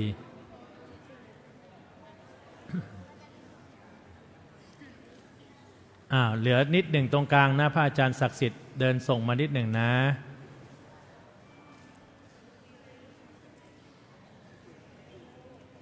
สมณเณรที่ยังไม่ลาสิกขาก็เดี๋ยวรับถวายที่หลังนะครับไม่ต้องมองแล้วก็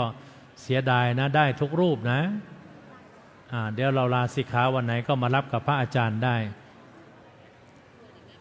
คุณพ่อหลบทางให้พระอาจารย์ท่านเดินเข้ามาตรงกลางนิดหน่อยตรงนี้หน่อยคุณพ่อรับมาก็ได้คุณพ่อลุกขึ้นไปรับมาหน่อยอาจารย์พระครูสนอครับนิมนต์ส่งให้โยมพ่อนิดหน่อยตรงกลางนี้เดินเข้าไม่ได้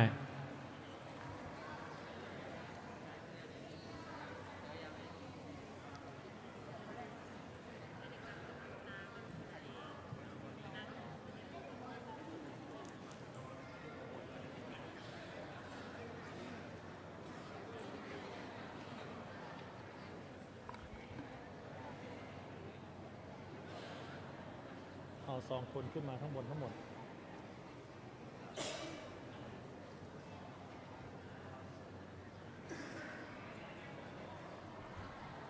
แต่เราจะมอบเอง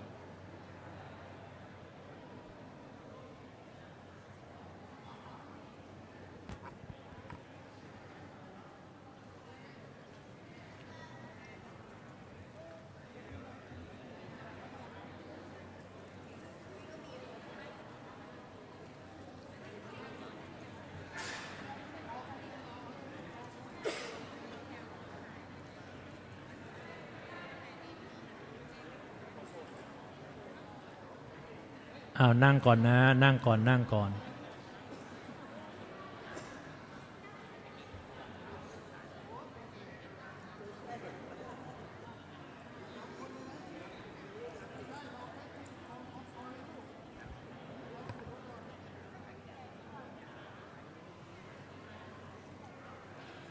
ครบทุกท่านนะ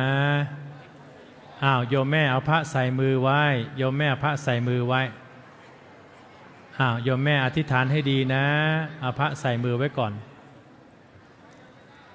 โยมแม่พระใส่มือไว้อธิษฐานให้ดีโยมแม่อธิษฐานให้ดีนะบุญเกิดที่จิตความศักดิ์สิทธิ์เกิดที่ใจยังไม่คล้องนะโยมแม่นะโยมแม่อธิษฐานไว้ตลอดนะพระอาจารย์จะพาได้นำพาสละสิ่งที่เป็นไม่ดีออกไปสัพพะมงคลจะได้เข้าสู่จิตใจของลูกหลานนะ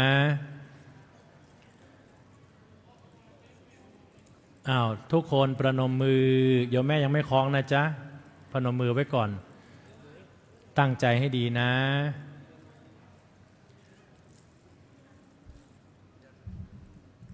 ทั้งหมดเลยมาหมดเลยทุกรายการเลย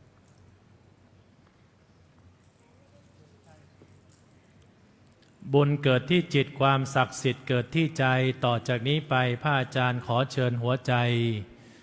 ของพระอรหันต์ในชีวิตพระพรหมในเรือนพระอรหันต์ในบ้านได้รับลูกชายซึ่งเป็นลูกศิษย์ของวัดโพได้ผ่านการบรรพชาเป็นสามเณรภาคฤดูร้อนครบ15 วันตลอด15 วันที่ผ่านมาโยมพ่อโยมแม่ได้ส่งเสริมสนับสนุนให้ลูกชายซึ่งเป็นดั่งแก้วตาดวงใจ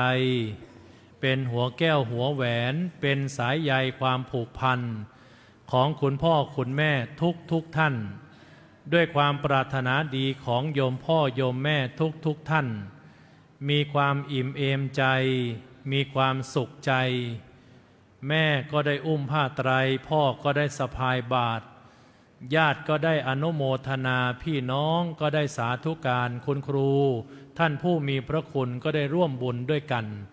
ในนามคณะสงฆ์วัดพระเชตุพนวิมลมังคลารามโดยเมตตาในเจ้าประคุณสมเด็จพระมหาธีราจารย์กรรมการมหาเถรสมาคมเจ้าคณะใหญ่หนเหนือเจ้าอาวาสวัดพระเชตุพนขออนุโมทนาขอบคุณและขอบใจในกุศลเจตนาของโยมพ่อโยมแม่ปู่ย่าตายายทุกท่านตลอด15 วันที่ผ่านมาพระอาจารย์ในนามคณะสงฆ์วัดพระเชตุพนได้รับหน้าที่ในการดูแลความปลอดภัยดูแลความเป็นสัปปายะของสามเณรทุกรูปทุกค่ำคืนสามเณรได้พักผ่อนด้วยความปลอดภัยตื่นเช้ามาได้ทำกิจวัตรกิจกรรมตามวิถีทางแห่งความเป็นสมณะพระภิกษุสามเณรได้รับบิณฑบาตได้ทำวัดเช้าได้ศึกษาปฏิบัติวิปัสสนากรรมฐานตามวัยอันสมควรของตนหากมีสิ่งใดที่ไม่เกิดความเรียบร้อยก็ต้องเจริญพรขออภัยแต่หากทุกสิ่งที่ร่วมกันเป็นไปด้วยความสามัคคีความดีความงามได้อำนวยพรเป็นพรแห่งความเพียรอันประเสริฐให้เกิดพรแห่งความเพียรดีพรแห่งความเพียรธรรมและพรแห่งความเพียรทนให้เกิดขึ้นแก่ลูกหลานลูกศิษย์วัดพระเชตุพนทุกคนบัดนี้หน้าที่ของพระอาจารย์ได้หมดลงแล้วเหลือความเป็นพระอาจารย์กับลูกศิษย์เธอทั้งหลายได้กลับคืนสู่อ้อมกอดของพระอรหันต์ในชีวิตของอาจารย์ใหญ่ผู้ที่สอนความรู้ถูกรู้ผิดผู้ที่เคยยอมแพ้เธอตั้งแต่เกิดจนถึงวันนี้ความเป็นพ่อเป็นแม่ก็ยังแพ้ลูกอยู่เพราะความรักความเมตตาปราณีที่พ่อกับแม่มีมาตลอดพ่อกับแม่สามารถหลงรักเธอได้ซึ่งในบางวันเธอก็ไม่ได้รักเขาในบางเวลาเธออาจจะโกรธแม่ในบางเวลาเธออาจจะเกลียดพ่อแต่พ่อกับแม่กลับหลงรักทั้งที่บางวันเราก็ไม่รักเขาแต่วันนี้พระอาจารย์เชื่อมั่นว่าด้วยพุทธานุภาพธรรมานุภาพสังฆานุภาพและอานิสงส์ผลบุญที่โยมแม่ได้อนุมัติโยมพ่อได้อนุญาตญาติพี่น้องได้อนุโมทนาให้เธอทั้งหลายได้บรรพชาเป็นสามเณรฝึกหัดปฏิบัติตนมีกุศลเจตนาอุปนิสัยแห่งความสงบเย็นเป็นประโยชน์หวังเป็นอย่างยิ่งว่าเธอจะสามารถพึ่งตนเองได้และสามารถเป็นที่พึ่งให้คุณพ่อคุณแม่ชื่นใจได้ต่อจากนี้ไปขอเธอทั้งหลายได้ตั้งใจประนมมือขึ้นนะพระอาจารย์จะได้มอบลูกชายซึ่งเป็นบัณฑิตเป็นทิศเป็นลูกศิษย์ของวัดโพได้ผ่านการศึกษาอบรมเราจะนำสิ่งที่เราได้ฝึกหัดดัดตนโดยเฉพาะอย่างยิ่งความอดทนอดกลั้นและความอดออมถึงแม้เราจะมีความพร้อมเพียงใดก็ตามแต่เราก็อยู่ด้วยความประหยัดให้เกิดประโยชน์และขอให้เป็นธรรมบัดนี้ขอเธอทั้งหลายได้ตั้งใจนะพระอาจารย์จะได้นำทุกคนได้ขอขมาคุณพ่อขอขมาคุณแม่และกลับคืนสู่อ้อมกอดของคุณครูอาจารย์ใหญ่ของชีวิตคือคุณพ่อคุณแม่ขอลูกชายทุกคนประนมมือขึ้นนะครับตั้งใจว่าตามพระอาจารย์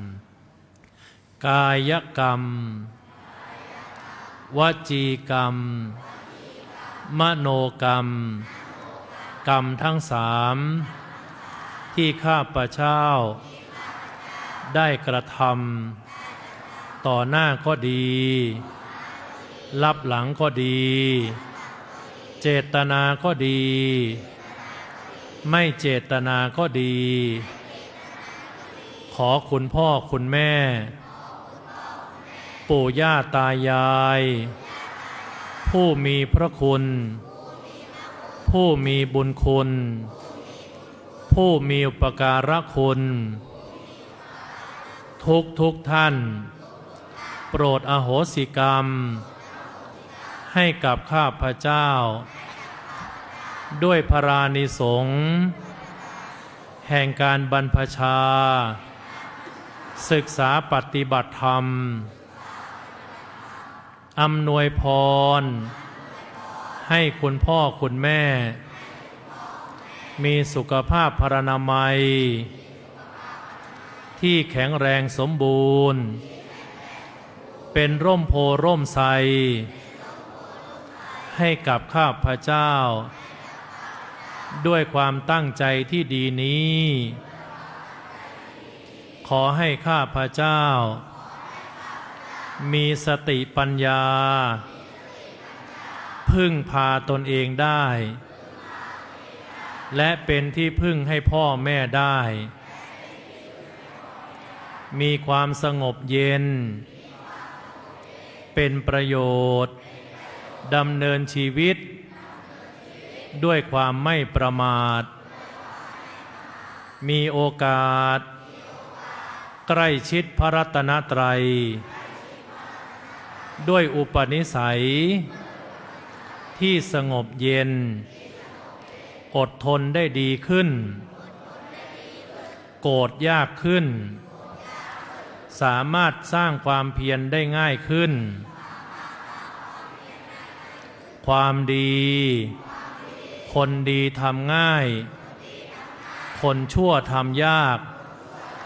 ความชั่วคนชั่วทำง่ายคนดีทำยากข้าพเจ้าจะตั้งใจในการสร้างพรชัยให้กับชีวิตผลบุญทั้งหลายจงมีแก่คุณพ่อคุณแม่ปู่ย่าตายาย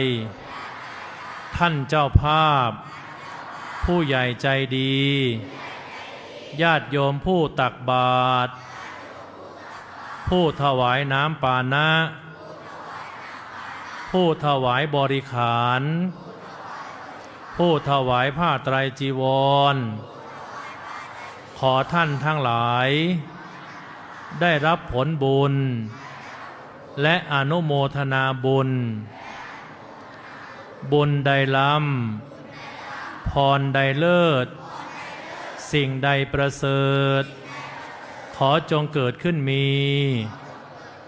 แก่คุณพ่อคุณแม่ปู่ย่าตายายผู้มีพระคุณทุกท่านตลอดกาลละนานเทินเชิญคุณพ่อคุณแม่ค่อยๆลุกขึ้นยืนนะยืนหน้าลูกชายเดี๋ยวจะให้ลูกชายได้กราบพ่อกราบแม่และโยมแม่จะได้สวมความเป็นมงคลให้ลูกหลานนะทุกคนคุกเข่าขึ้นนะทุกคนคุกเข่าขึ้นทุกคนคุกเข่าขึ้นครับขยับเข้าไปใกล้ๆพ่อใกล้แม่ครับประนมมือนะตั้งใจให้ดีลูกเราจะกราบพระอรหันต์นะเชอแปงลูกโชแปงประนมมือขึ้นหลับตาตั้งใจให้ดีลูกความดีเกิดขึ้นแล้วตั้งใจให้ดีนะครับสิ่งไม่ดีไม่งามเราจะละทิ้งไปนะครับจะเพิ่มพูนความอดทนจะเพิ่มพูนความใจเย็นจะเพิ่มพูนการพึ่งพาตนเองเสมือนเมื่อ15 วันที่ผ่านมาที่เราสามารถพึ่งพาตนเองได้โยมแม่ก็เป็นห่วงโยมพ่อก็ถามหาแต่เราก็เก่งเกินกว่าที่แม่คิดเราก็อดทนได้ดีกว่าที่พ่อคาดหวังซึ่งเป็นความภาคภูมิใจของโยมพ่อโยมแม่ทุกๆคนนะโยมพ่อโยมแม่อิ่มเอมใจมีความสุขใจที่ลูกชายของแม่ลูกชายของพ่อสามารถอดทนฟันฝ่าความลำบากความไม่สะดวกสบายและสามารถอยู่ร่วมกันกับเพื่อนหลายร้อยชีวิตเป็นการเรียนรู้วิชาชีวิตที่สำคัญของลูกๆซึ่งโยมพ่อโยมแม่ก็ไม่ได้ปรารถนาอะไรนอกจากหนูสามารถใจเย็นลงสามารถอดทนได้ดีขึ้น และสามารถมีสติพึ่งพาตนเองได้ง่ายขึ้นต่อจากนี้ไปขอเธอทั้งหลายประนมมือขึ้นนะตั้งใจเอาดอกไม้ที่สวยที่สุดในโลกคือมือของเราที่ประนมอยู่กลางหน้าอกประคองใจให้ดีกราบลงที่ฝ่าเท้าของบุพการีคือคุณพ่อคุณแม่ขยับเข้าไปใกล้ๆนะเอาสิ่งที่สูงที่สุดของเราคือหน้าผากศีรษะแตะลงที่ฝ่าเท้าของคุณแม่นะครับเตรียมใครพร้อมแล้วขยับเข้าไปใกล้ๆนะกราบพระอรหันต์ของชีวิตคือคุณพ่อคุณแม่เราจะได้กลับคืนสู่อ้อมกอดของพระอรหันต์ที่ปกป้องคุ้มครองภัยเราตลอดมากราบลงนะครับตั้งใจกราบเอาศีรษะค้างไว้นะอธิษฐานให้ดีขอความดีความงามความเจริญเกิดขึ้นมีนะอธิษฐานให้ดีลูกอธิษฐานให้ดีขอความสุขความเจริญเกิดขึ้นกับข้าพเจ้านะขยับเข้าไปกราบคุณพ่อด้วยนะถ้าคุณพ่อมานะกราบลงที่เท้าคุณพ่อด้วยกราบลงที่เท้าคุณแม่เอามือไปแตะที่เท้าเลยลูกขยับเข้าไปเอาศีรษะไปแนบเท้าคุณพ่อคุณแม่เลยขอความสุขความเจริญจงเกิดขึ้นมีแก่ข้าพเจ้านะครับค่อยๆเงยหน้าขึ้นลุกขึ้นยืนคุณแม่อธิษฐานพระให้ดีนะแล้วก็สวมให้ลูกชายสวมความดีสวมมงคลให้ดีนะลูกชายประนมมือไว้ลูกพระอรหันต์จะสวมพระพุทธไสยญาติหลวงพ่อพระนอนวัดโพศักดิ์สิทธิ์ปีพุทธศักราช 2533 นะเอาไว้คล้องใจเอาไว้คล้องธรรมะให้กับเราทุกคนนะเสร็จแล้วเข้าไปสวมกอดคุณพ่อคุณแม่ครับคุณพ่อคุณแม่ให้ขวัญกำลังใจลูกเลยเอามือลูบศีรษะด้วยเอามือลูบศีรษะกอดเลยหอมแก้มแม่เลยอ้อมกอดที่ปลอดภัยศักดิ์สิทธิ์ให้รู้ประโยชน์หน่อยอ้อมกอดที่ปลอดภัยตั้งใจให้ดีนะตั้งใจให้ดีกอดคุณแม่หรือยังครับเข้าไปใกล้ๆเลยหอมแก้มแม่เลยหอมแก้มพ่อเลยนะครับตั้งใจให้ดีนะครับความดีความงามเกิดขึ้นกับเราทุกคนแล้วนะอดทนอดกั้นความดีความงามเสร็จแล้วทุกคนหันหน้ามาหาพระอาจารย์ทุกคนนั่งลงนะหันหน้ามาหาพระอาจารย์ซองอันนั้นมาอย่างหันหน้ามาหาพระอาจารย์นะนั่งลงลุกพับเพียบลงพับเพียบลงก่อนนะพระอาจารย์จะถวายทุนการศึกษาสามเณรที่เป็นผู้แทนเทศเมื่อเช้าครับลุกขึ้นมารับทุนการศึกษานะญาติโยมประนมมือขึ้นนะสาธุให้กับผู้แทนสามเณรที่เทศเมื่อเช้านี้เมื่อเช้าโยมไปเปิดดูฟังเทศย้อนหลังได้ที่เพจวัดโพนะปัณณพัฒน์โยมสาธุพร้อมกันสาธุมาเชิญเลยครับใครที่เทศเมื่อเช้ามารับทุนการศึกษาก่อนนะสามเณรที่ไม่ลาสิกขาที่เทศก็มารับด้วยนะนี่อังเปานี่เก่งมากเดินทางมาจากเพชรบุรีนะโยมนี่มาจากประจวบโน่นนี่เนนบุญก็ชุมพรโยมสาธุหน่อยสาไม่รู้ว่าในซองจะพอค่าเครื่องบินกลับชุมพรหรือเปล่าไม่รู้สาธุที่เทศเมื่อเช้าสามเณรครับนิมนต์ครับนิมนต์สามเณรที่เทศเมื่อเช้าครับนิมนต์ครับมารับเลยครับเดินมานี่ลูกหินถอยหลังหน่อยลูกหินถอยหลังหน่อยถอยหลังหน่อยเข้ามานี่ลูกสามเณรที่เทศเมื่อเช้านะที่เทศเมื่อเช้าก่อนครับที่เทศเมื่อเช้านิมนต์ครับญาติโยมประนมมือขึ้นนะนี่สามเณรจีวรบวชมา3 ปีแล้วปีนี้จบป.6 จะบวชเรียนตลอดชีวิตเลยโยมสาธุด้วยกันนะสาธุขอให้เป็นเจ้าคุณเหมือนพระอาจารย์นะจะบวชเรียนต่อมานี่สามเณรเก่งนี่ก็เดินทางมาจากทองพระภูมิกาญจนบุรีสาธุสามเณรไตรทศนี่คุณโยมไปเปิดย้อนฟังดูนะในเพจวัดโพเมื่อเช้าเทศดีมากถ้าเป็นพระในพระอาจารย์ตกงานแน่ เนนไตรทศเทศดีมากเมื่อเช้านี้อ้าวสาธุอ้าวสมณเณรตาดมาสมณเณรตาดนี่ก็เทศดีเทศโดยไม่ต้องอ่านคัมภีร์เพราะว่าประสบการณ์จากการบวชเอามาเล่าให้ญาติโยมฟังอ้าวสาธุรางวัลต่อไปโยมพ่อโยมแม่จะได้ชื่นใจว่าลูกเราก็บวชแล้วไม่ธรรมดานะชนะเลิศการแข่งขันสวดมนต์32รูปครับอ้าวนิมนต์ครับ32รูปที่ชนะเลิศการแข่งขันสวดมนต์นะอ้าวสาธุสาธุสาธุนี่คือมือวางอันดับหนึ่งคุณโยมใน114รูปมีชนะเลิศ32รูปนะเอาทำไมได้พระ2 องค์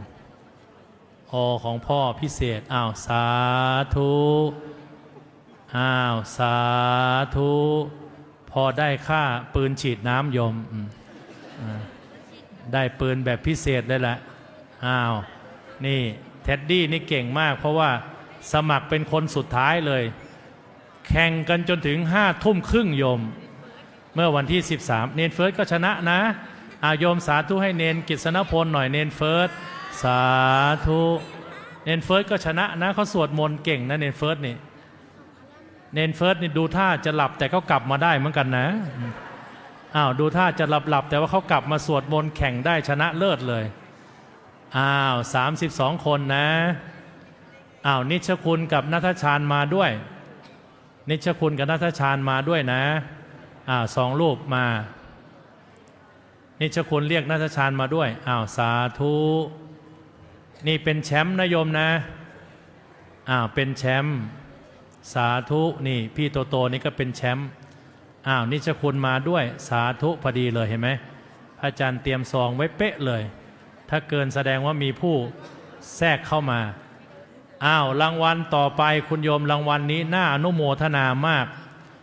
สามเณรที่บวช3 ปีต่อเนื่องนะ3 ปีต่อเนื่องขออีกซองอยู่ไหนซองอยู่ไหนมีไหมไม่มีมีอีก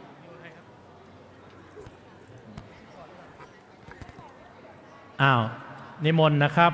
สามเณรที่บวช3 ปีต่อเนื่องนะ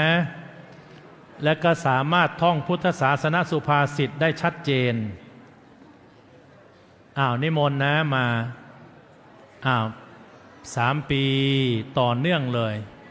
ปีหน้าบวชอีกก็ถวายอีกนะครับนี่3 ปีแล้วก็ท่องพุทธศาสนสุภาษิตด้วยเยี่ยมเลยเชิญนะที่บวช3 ปีต่อเนื่องธนวัฒน์มาหรือยังธนวัฒน์ใจห้าวมาแล้วนะโอเคธนวัฒน์นี่มาจากอำเภอท่าม่วงจังหวัดกาญจนบุรี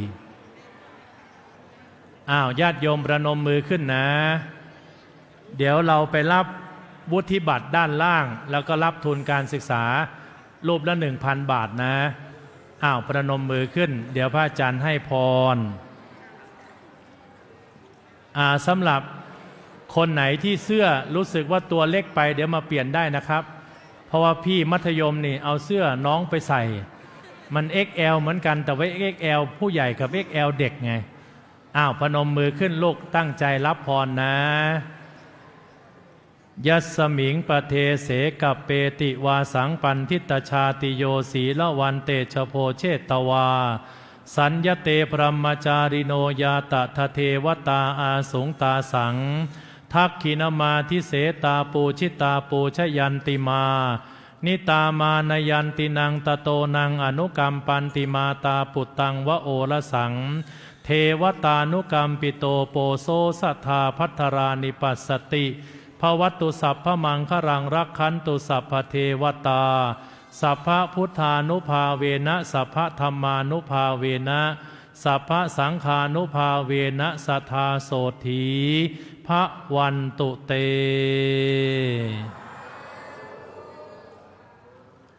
เดี๋ยวไปเป็นกลุ่มนะโยมนะเพราะว่าข้างล่างสถานที่ก็อาจจะไม่สะดวกมากมี3 อย่างนะโยมแม่โยมพ่อนะ1กรอบรูปภาพ โยมไปเอามาหรือยังยังแต่ก่อนจะหยิบขออนุญาตมองนิดหนึ่งเพราะว่า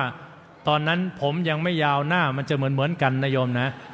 โยมจะไปหยิบลูกคนอื่นเข้าไปนะแล้วก็2ก็วุฒิบัตร3ก็ทุนการศึกษารูปละ 1,000 บาทอ้าวกราบลาหลวงพ่อพระประธานน้อมกายบูชาพระสักการะพระพุทธองค์พระธรรมและพระสงฆ์ขอจงทำแต่ความดีน้อมวาจาบูชาพระ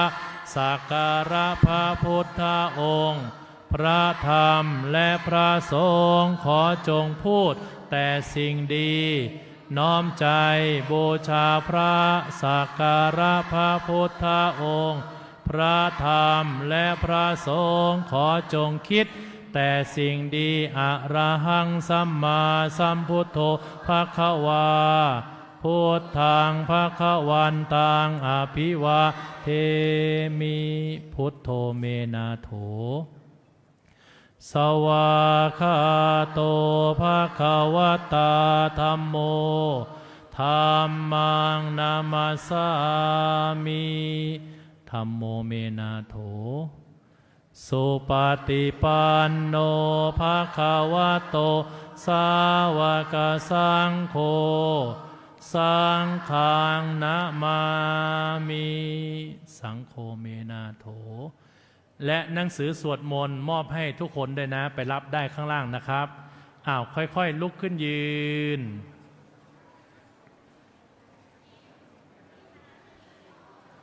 พาคุณแม่